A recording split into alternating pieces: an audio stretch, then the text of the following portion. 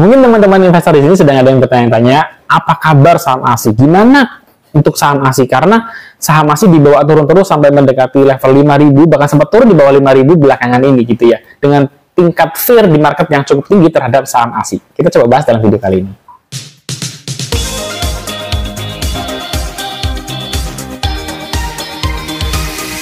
Oke teman-teman, jadi kita tahu ya bahwa belakangan ini saham ASI itu memang diterpa dengan berbagai macam sentimen negatif ya. Yang pertama mungkin kita tahu bahwa ada kasus pemalsuan test crash ya, yang menyangkut dua brand besarnya ASI nih di Indonesia secara penjualan, yaitu Toyota dan Daihatsu.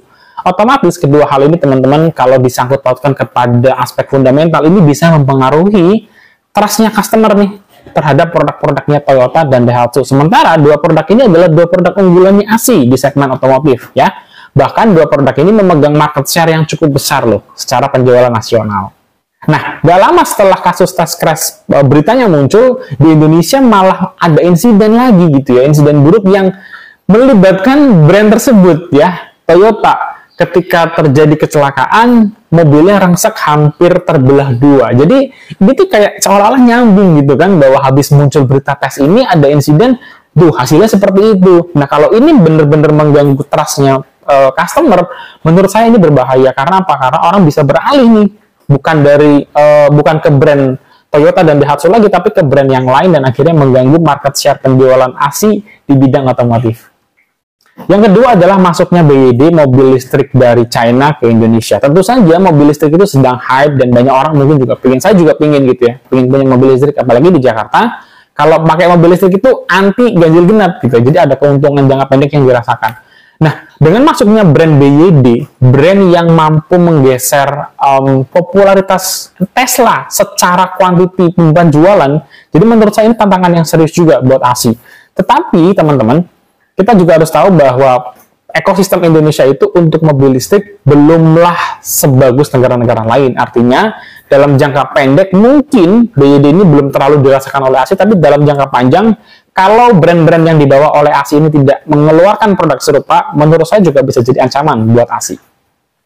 Yang ketiga adalah normalisasi harga komoditas. Kita tahu teman-temannya bahwa ASI itu punya United Tractor dan penjualan alat-alat berat, sehingga ketika musim pertambangan sedang naik daun seperti kemarin, harga batu bara naik, nikel naik, maka ASI mendapatkan income yang cukup besar dari bisnis di pertambangannya tersebut. Efeknya apa? Mereka bisa ngasih dividen yang cukup besar kepada kita semua dan kita happy dengan hal itu. Dan bagaimana dengan data tahun 2023 di mana harga komoditas mulai terjadi normalisasi, maka kita nggak bisa expect ASI memberikan dividen yang sama besarnya dibandingkan dengan tahun lalu gitu ya. Sehingga mungkin orang-orang yang suka dividen stok mulai meninggalkan saham ASI karena faktor normalisasi dari komoditas. Yang keempat menurut saya gitu ya, yang menjadi sentimen negatif buat ASI adalah hasil investasi ASI di GoTo yang tidak sesuai dengan ekspektasi market ya. Ekspektasi pelaku pasar ya. Kalau kita bicara ekspektasi pelaku pasar, pasti pengennya investasinya itu berhasil ya, tumbuh dan lain-lain. Tapi kita tahu bahwa GoTo kan kinerjanya juga tertekan, mereka juga masih rugi. Otomatis investasi ASI di GoTo ya rugi. Cuman yang ditulis di berita itu biasanya GoTo boncos ASI Cuman yang biasanya ditulis di market itu nggak fair atau cenderung menyudutkan gitu ya. Biasanya itu judulnya gini, ASI boncos di GoTo gitu ya. Ya memang boncos, tetapi kalau dibandingkan dengan aset, dibandingkan dengan ekuitasnya ASI, itu tidak ada apa-apanya. Jauh lebih kecil. Jadi menurut saya harusnya tidak terlalu menimbulkan kekhawatiran yang berlebihan gitu ya. Sekalipun itu nanti jadinya nol, hilang, menurut saya sih ASI tidak terlalu terganggu gitu ya secara fundamental bisnis terhadap kehilangan hasil investasinya di GoTo. Nah itu dia teman-teman, ada 4 hal yang menurut saya membuat ASI tertekan harga sahamnya gitu ya, hingga sampai di level 5.000. Tapi meskipun demikian, menurut saya masih gitu ya, ASI adalah salah satu perusahaan yang sangat bagus di IHSG, dengan diversifikasi bisnis yang sangat banyak ya. Ada otomotif, ada financial service, energi, kemudian agribisnis, infrastruktur, IT, bahkan properti. Diversifikasi di situ semua menurut saya membuat ASI itu punya semacam faktor luck gitu ya. Ketika misalnya harga CPO-nya sedang tinggi, dia punya emiten di bidang CPO.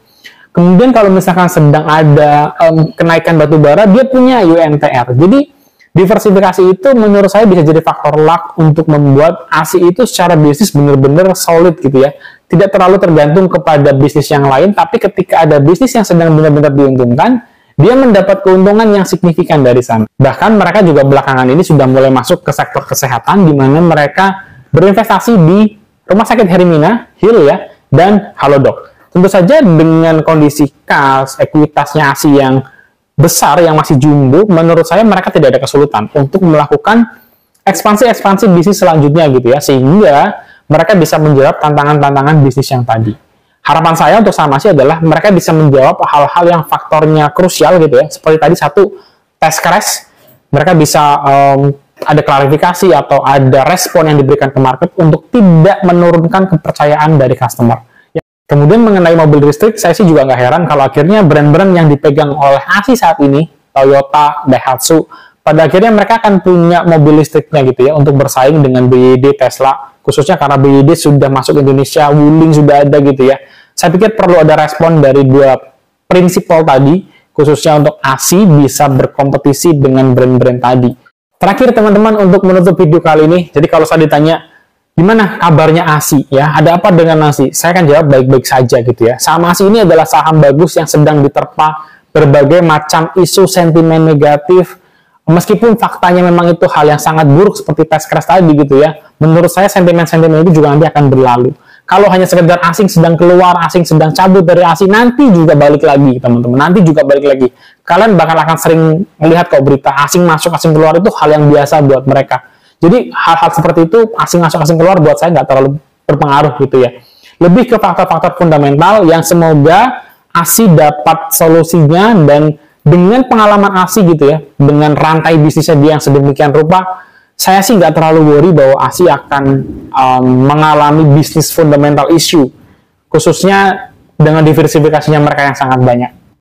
Terakhir, kita mungkin juga harus sedikit menurunkan ekspektasi dividen kita terhadap ASI, karena memang tahun 2023 harga komoditas itu sudah mulai normalisasi lagi gitu ya, sudah nggak setinggi tahun 2022, sehingga ya wajar kalau ASI menurunkan dividennya lagi. So, menurut saya ASI baik-baik aja. Gimana menurut teman-teman? Kita diskusi di kolom komentar.